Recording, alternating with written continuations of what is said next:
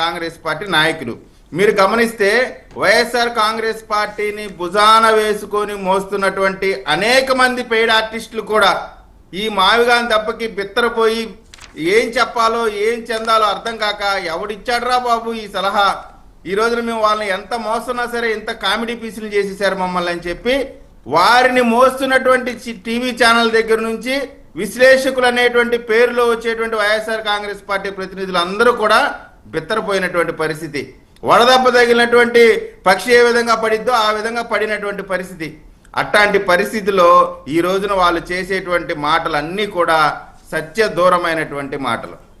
వీళ్ళు పార్లమెంట్ గురించి చెప్తా ఉన్నారు. పార్లమెంట్కి సంబంధించిన కన్స్ట్రక్షన్లో 4,000 అయింది, బెంగళూరులో కడితే 4,500 అయితే అని చెప్తా ఉన్నారు. పార్లమెంట్ కన్స్ట్రక్షన్కి దరిదాపుగా 7 లక్షల స్క్వేర్ ఫీట్కి సంబంధించి 1,250 కోట్లు ఖర్చు అయింది. అది ఈక్వలెంట్ దరిదాపు 16,000-17,000 అరౌండ్లో ఉంటుంది. అంటే అభివృద్ధి చెందినటువంటి ఢిల్లీలో కట్టేటువంటి పార్లమెంట్కి అయినటువంటి ఖర్చు.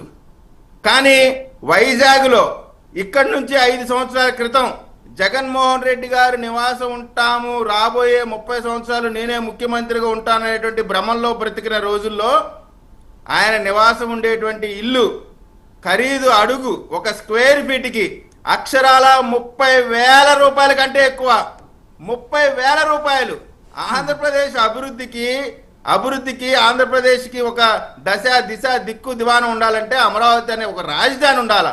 తలకాయ లేని మొన్నోలాగా ఉన్నటువంటి ఆంధ్రప్రదేశ్ని ఈ రోజున అమరావతి అనేటువంటి 5వ తనాన్ని తీసుకొచ్చినటువంటి పరిస్థితి.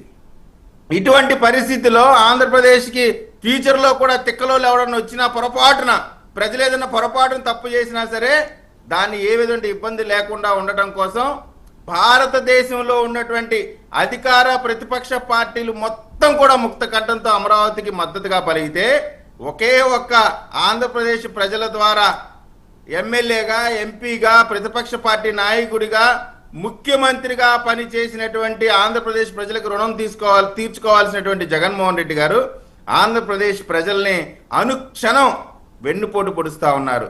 అనుక్షణం ఆంధ్రప్రదేశ్ని అభివృద్ధిని అడ్డుకుంటా ఉన్నారు. ప్రజల్లో భయాందోళన కలిగించేటువంటి ప్రయత్నం చేస్తూ ఉన్నారు. ఇన్వెస్టర్లందరికీ కూడా ఒక మెసేజ్ ఇచ్చారు పార్లమెంట్లో. మేడం, ఇప్పుడు ఒక ఆంధ్ర రాష్ట్రానికి సంబంధించినటువంటి కీలకమైన